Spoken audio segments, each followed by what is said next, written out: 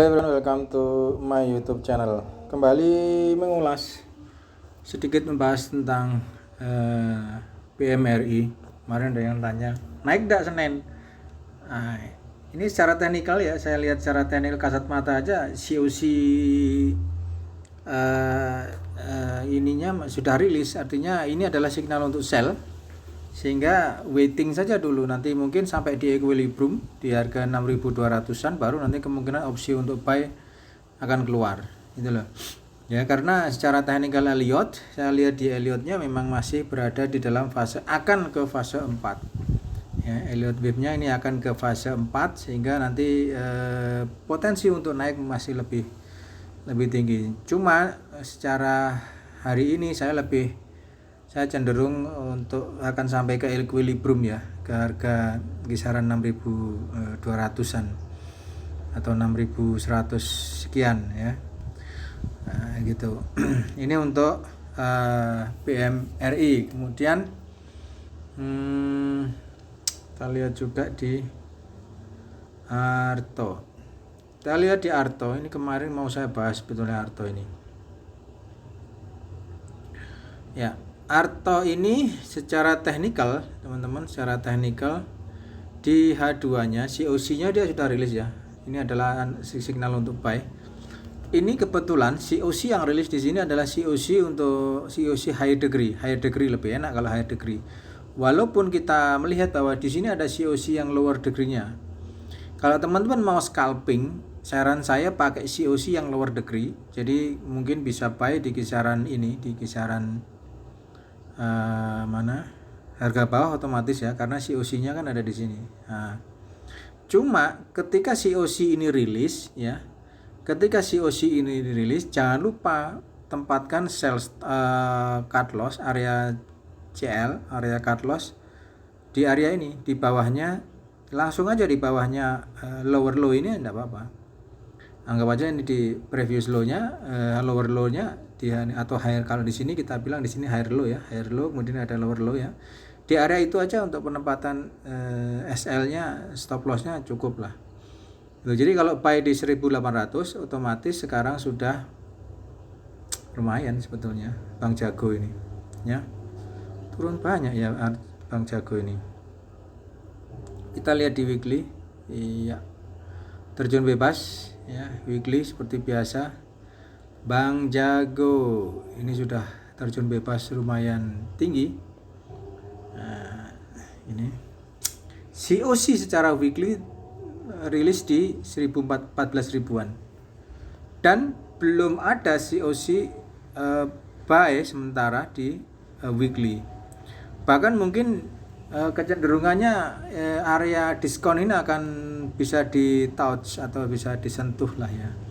Karena di sini ada resist cukup strong resist, cukup resistannya cukup kuat, sehingga di sini ada kemungkinan akan ada tiga ini ada 1, 2, kemudian tiga press yang menyentuh di resist ini potensinya lebih menguat untuk lebih selling gitu lah. Nah ini lebih kuat untuk bisa selling lagi itu. Ini kalau kita melihat secara weekly-nya jatuhnya luar biasa ya. Itu. Waduh Bang, udah terjadi ya, mesti saja ini sudah terjadi, semuanya bisa menganalisa dengan cukup mudah. Oke, harapan kita satu-satunya adalah area ini. Harapan satu-satunya bagi seorang buyer hanyalah di area ini aja. Ini aja. Nah ini adalah harapan satu-satunya di kisaran 12.000 atau 11.000, karena ini belum disentuh lagi oleh price ya. Ada gap technical, di mana-mana yang namanya technical gap itu harus diisi. Itu technical ya guys, itu technical ya. Jadi kalau ilmu bandarmologi dan lain sebagainya aku tidak tahu lagi, mau disentuh apa enggak terserah bandarnya. Itu kalau bandarmologi. Kalau technical ya seperti ini itu. Equilibrium ada di harga kisaran ini, kisaran 10 ribuan baru equilibrium. Syukur-syukur nanti bisa langsung naik ke equilibrium, siapa yang tahu gitu loh ya. Tapi yang jelas bahwa Arto sementara kalau saya lihat di H2 sih saya cenderung kok dia sebentar lagi nyentuh area premium, sepertinya sih akan lebih kecenderungan sell-nya lebih tinggi gitu loh. Itu karena jaraknya cukup pendek sekali sih jarak antara ini. So kalau mau ngelepas buy gimana? 3.800 bisa digunakan untuk melepas buy di 3.800 ini, karena di sini ada harga premium sehingga saya lebih cenderung 3.800 untuk melepas buy bagi yang sudah buy. Bagi yang belum ya kita tunggu. Mau buy bang? Aku kalau mau buy gimana kisarannya? Bisa enggak harga ini? Bro, ini loh bro. Ini ada gap bro. Ini time frame-nya H2. Ada gap yang secara teknikal harus diisi. Ada potensi ini akan naik ke harga premium, kemudian dia akan turun lagi menyentuh di 3.100. Mungkin setelah itu naik sebentar, kemudian turun lagi bablas menyentuh ke harga yang di bawahnya. Bisa jadi seperti itu, ya. Jadi walaupun secara teknikal memang ini sudah uptrend ya, ini sudah uptrend di moving average-nya gitu loh, sudah uptrend, tetapi ya kita tunggu dulu karena saya selalu ada gap ini Pak, membuat khawatir tuh gap ini guys. Gap ini selalu membuat khawatir aja. Ini akan disentuh kemudian price turun, sedangkan tiba-tiba diguyur, ya sudah selesai sudah. Terus perbankan gimana? Kita lihat dulu BBCA ya. BBCA ya kan? BBCA premium sentuh turun, setelah sampai di premium harga turun, bisa jadi dia akan break di sini ya. Ini ada gap yang saya lebih cenderung BBCA akan ke sementara istirahat dulu lah di gap, atau di harga diskon juga ada gap guys. Itu walaupun secara teknikalnya ini ada COC ya yang cukup strong. Ada COC yang cukup strong di kisaran harga 9.600 9.100an ya. Tapi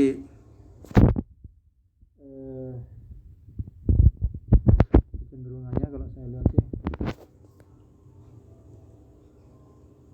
BBCA ini lebih ke arah ini mana penurunan ya. Kita lihat dulu. Oke. Ya.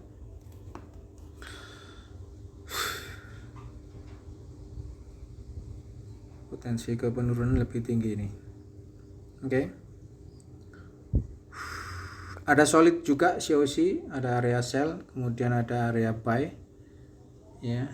Sebenarnya kalau mau ikut buy-nya waktu itu ketika COC buy-nya sudah rilis, mungkin bisa buy di harga equilibrium ya. Buy di harga equilibrium, lepas di harga premium, turun terus ya. Bank Sentral Asia minus 0,78, 75 poin dia turun. So far sih saya melihat ya penurunan lah. BPRI, kita lihat di BPRI kok sama ya.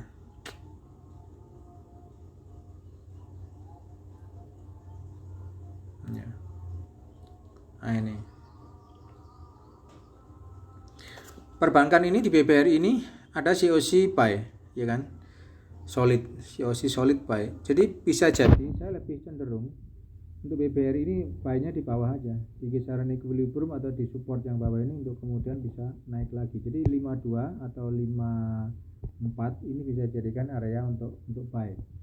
Syukur-syukur sih bisa sampai di diskon, area diskon sini, tapi tidak boleh lebih daripada harga lower low-nya dia punya, sehingga potensinya nanti biar lebih cuannya biar lebih menggigit gitu ya.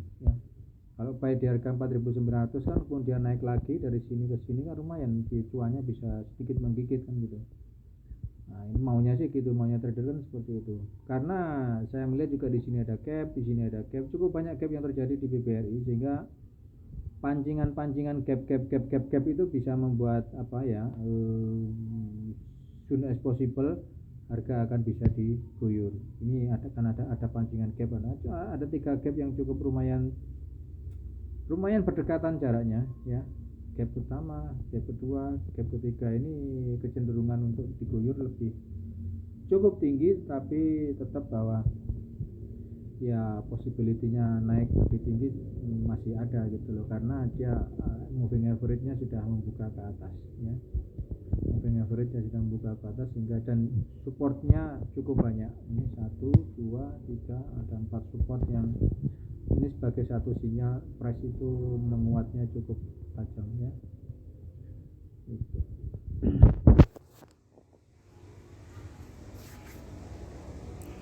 Terus kalau sudah ada buy gimana Bang? Enaknya apakah di hold atau di hold saja lah. Kalau sudah punya buy ditahan saja.